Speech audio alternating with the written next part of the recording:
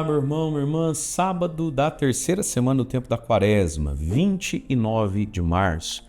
Uma alegria estarmos juntos aqui para a nossa homilia diária. Enquanto você já vai deixando um joinha, um like nesse vídeo, não custa nada, mas é tão importante para nós. O padre vai proclamar o evangelho, fazer a homilia.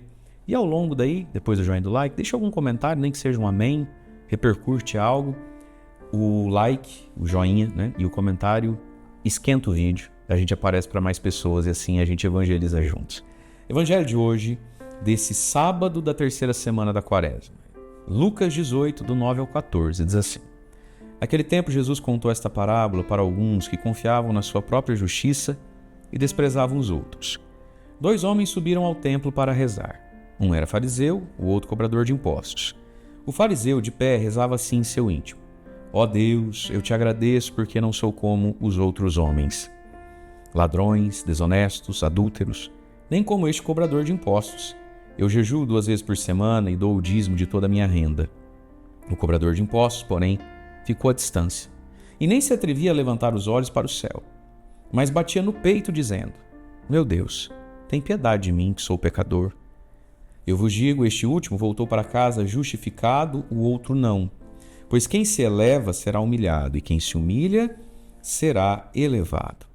Palavra da salvação, glória a vós, Senhor. Irmãos e irmãs, o evangelho hoje é sutil, é de algum modo um pouco até complicado de entender, porque pode criar em nós umas dúvidas. Então quer dizer, padre, que o ladrão e o desonesto é igual o que não é.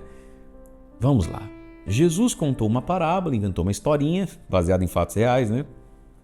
Para alguns, sobretudo os fariseus, que confiavam na sua própria justiça e desprezavam os outros. E aqui está o ponto. Nós vamos fazendo coisas boas ao longo da vida, a gente vai melhorando, né? Graças a Deus. E aí, qual é a finalidade do melhorar? Qual é a finalidade de fazer as coisas certas? É por amor a Deus? É porque Deus merece isso, né? Ou é para que Deus passe a me dever? Ou é para que eu me distancie do outro? Vamos olhar aqui. 2 homens vão ao templo para rezar. Um era fariseu, o outro cobrador de impostos. Aí o fariseu vai rezar no seu íntimo. Ó Deus, eu te agradeço porque não sou como os outros homens. Então, no fundo, ele já tem o que ele quer. No fundo, já deu fruto à religião dele. A religião dele é para não ser como os outros homens. Ele precisa sentir esse alívio de que ele não é como os outros. A vida de fé dele não faz dele irmão de ninguém, nem compadecido de ninguém. Ele sente nojo, raiva, repúdio, irritação e graças a Deus eu não sou igual e está longe de mim. Quantas pessoas são assim? Quantas pessoas, ao aprenderem a fazer coisas certas da vida moral e ética e da vida espiritual, elas pegam raiva do ser humano. Mas que Deus é esse que faz você sentir raiva da existência agora? Que não gera compaixão e misericórdia. Não é concordar com o ladrão, com o desonesto, com o adulto e com o cobrador de impostos e com quem não jejua e nem dá o dízimo. Não é concordar com isso. Mas a religião não nos foi dada para a gente achar que Deus nos deve algo e que o outro não merece nada e que o outro é menos do que eu, né? Por outro lado, o cobrador de impostos bate no peito e fala, Senhor, me ajuda, me socorre, eu vivo assim, eu nem sei como sair disso. Jesus diz, esse último é que foi justificado diante de Deus. Mas aqui tem um ponto também. No fundo, fariseu e publicano não se diferenciam muito na época, né? Pela posição social e nem pela fortuna que possuem. Os publicanos tinham fortuna e os fariseus também, né? O evangelho vai dizer que os fariseus amavam o dinheiro. E os publicanos? Também, né? E o fariseu se sente, então, mais próximo de Deus, não porque o relacionamento dele com esse Deus do mundo chamado dinheiro, Jesus chamou o dinheiro de Deus. Não podeis servir a Deus e ao dinheiro, Deus e Mamon. Paulo vai dizer na carta ao Timóteo, a raiz de todos os males que a gente vê é o amor, é o afeto e o apego e o desejo a respeito do dinheiro, a cupidez do dinheiro. Veja, nesse ponto eles são iguais, mas ele se sente melhor. Por quê? O fariseu se sente melhor. Se sente perto de Deus e acredita que o outro está longe. Porque ele cumpre religião, porque ele cumpre lei. É isso que faz alguém ficar mais perto de Deus? Claro que todo mundo que está perto de Deus tem e pratica a religião. Isso é óbvio. Mas não é isso que faz. Isso muito mais traduz, expressa do que faz. Então veja, fariseu e publicano eram todos muito ricos, todos tinham um gosto pelo dinheiro. O evangelho diz que os fariseus amavam dinheiro, mas o cara se sente de boa porque ele cumpre ritos. E a diferença entre os dois é o modo como eles se dirigem a Deus, porque na vida cotidiana é até que meio igual, né? E a tragédia desse fariseu, né? Que é um homem honesto. Eu acredito que de fato ele não mata, não rouba, não é desonesto, que ele jejua e que ele dá dízimo. Isso eu acredito. Mas a tragédia disso aqui é que ele não entende a natureza imperfeita dessa oração. Ele está se enganando. De novo, ele reza para lembrar a Deus que Deus deve. Senhor, eu te agradeço, mas eu te agradeço porque mais for me deve. Você está vendo, né, que eu sou bonzinho. E para se distanciar do outro. E aí Jesus diz, quem se eleva será humilhado, quem se humilha é que é exaltado. E sabe, meus queridos, sim, existem muitas pessoas que vivem uma vida evidentemente errada.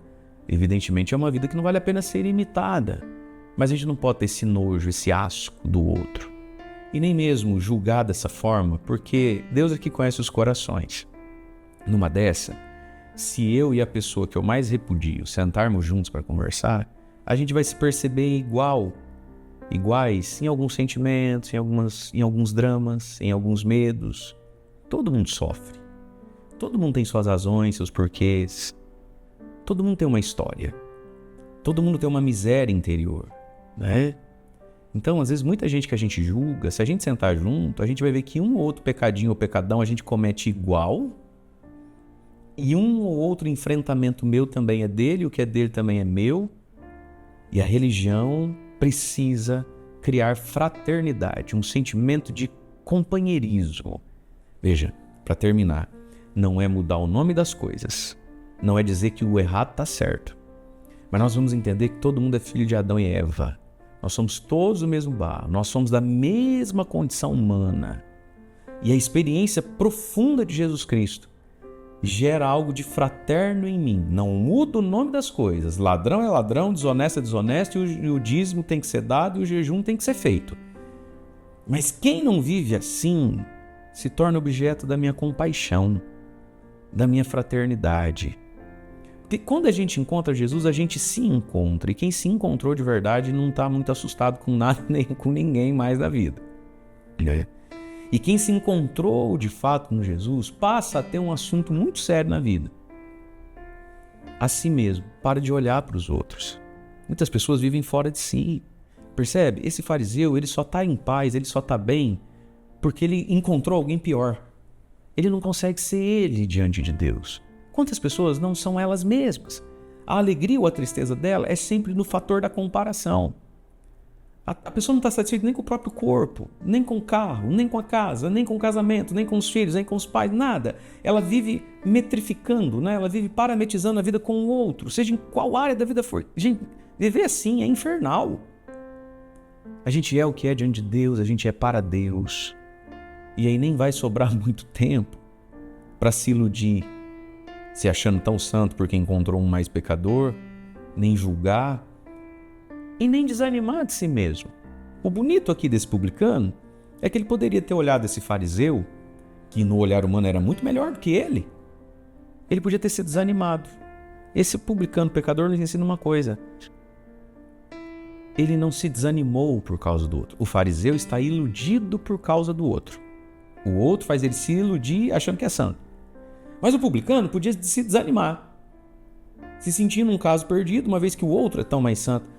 Olha, quem está mais santo, quem está mais pecador, vamos todo mundo olhar para Jesus, olhar para Deus, olhar para o Pai do céu, que ama a todos, estende a mão a todos, é fonte de toda a graça, de toda coisa boa que consigo fazer e fonte de todo o perdão que eu preciso receber. Olhemos para Deus, porque é Ele quem nos justifica, é Ele quem nos sustenta. Deus abençoe você. Em nome do Pai, do Filho e do Espírito Santo. Amém.